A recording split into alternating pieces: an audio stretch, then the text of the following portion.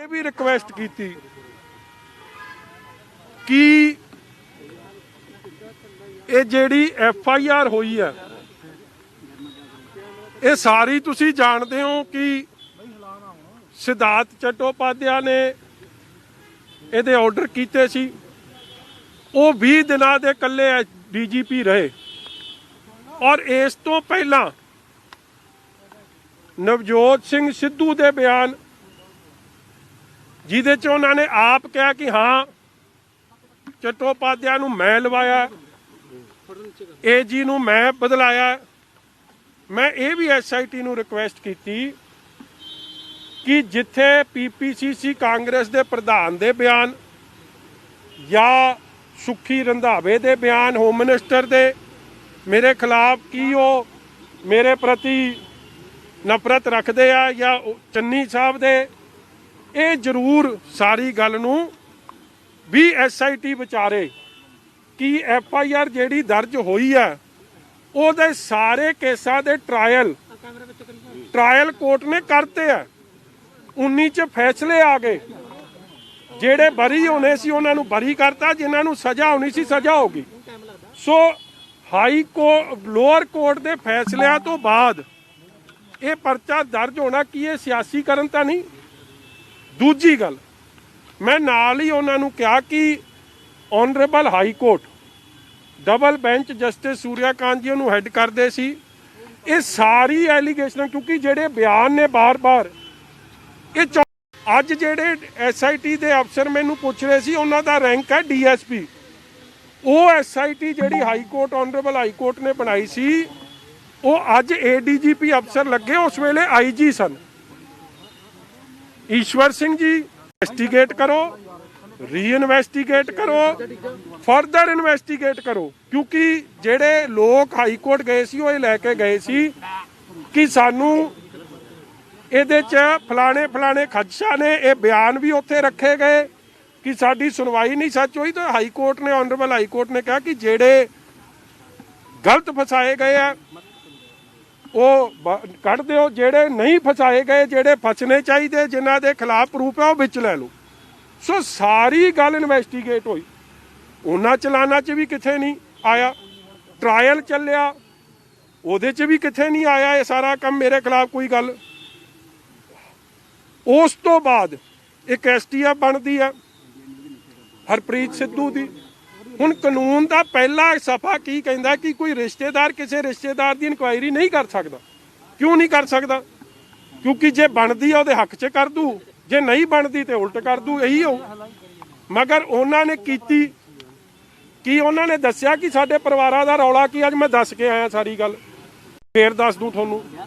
उस तो बाद क्योंकि इस SIT ने हाई कोर्ट अगे सच रखना है, पंजाब सरकार ने जिहड़ी ओहदी रिपोर्ट है ADGP की वो सुपरसीड हुई। उस तो बाद एक रिपोर्ट आई जिहड़े सीनियर मोस्ट अफसर की आई DGP की और उस वेले दे होम सैकटरी साहब की।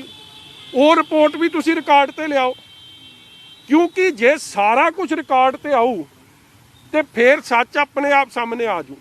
क्योंकि जो ये काम कर रहे हैं मतलब कि इन्हां दे जिहड़े सीनियर अफसर ने हाई कोर्ट मॉनिटर्ड काम कीता जां रिपोर्टां दित्तियां की उत्ते भरोसा नहीं। और तुसी ED दे बयानां दी गल करदे हो, ED आप एक इंडिपेंडेंट अदारा, उन्होंने आप दी इन्वेस्टिगेशन की। और जेड़े बंदे दे IO की गल करते हो चार्जशीट हो गया फॉर करप्शन, वो तो वड्डी गल आ, वो भी विचार अधीन लियाओ।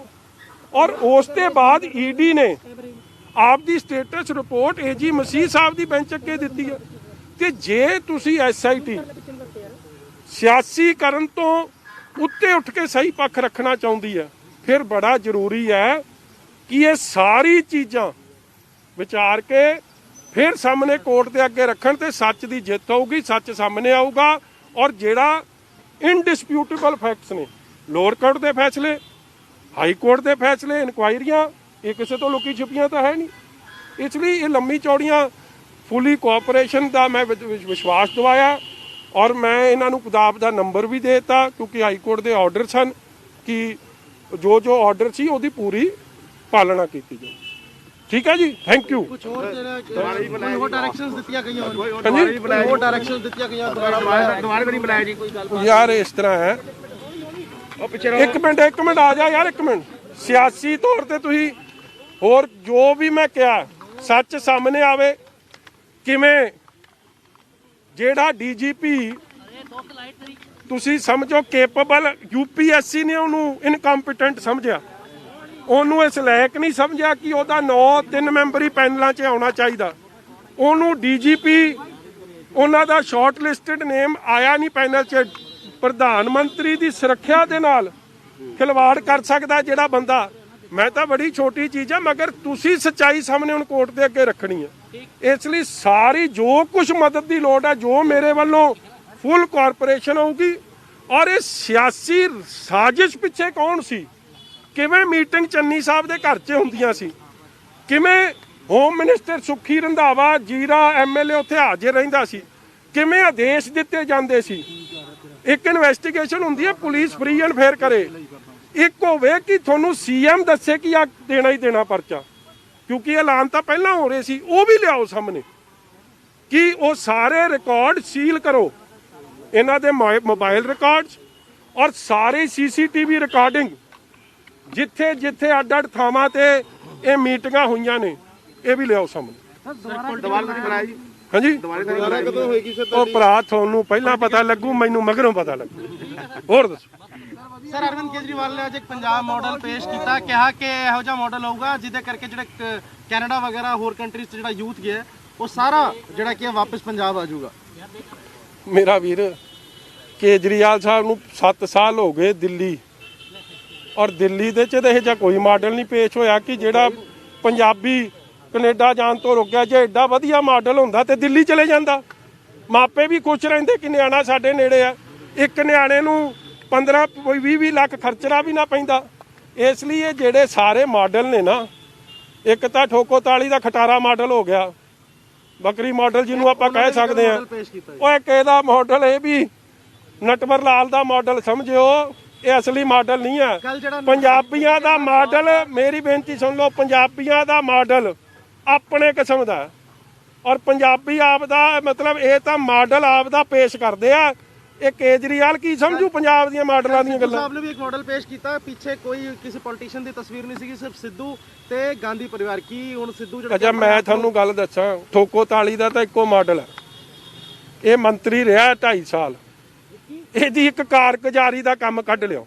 ਦੇਖੋ, ਬੰਦਾ ਆਪਦੇ ਕੰਮਾਂ ਨਾਲ ਜਾਣਿਆ ਜਾਂਦਾ।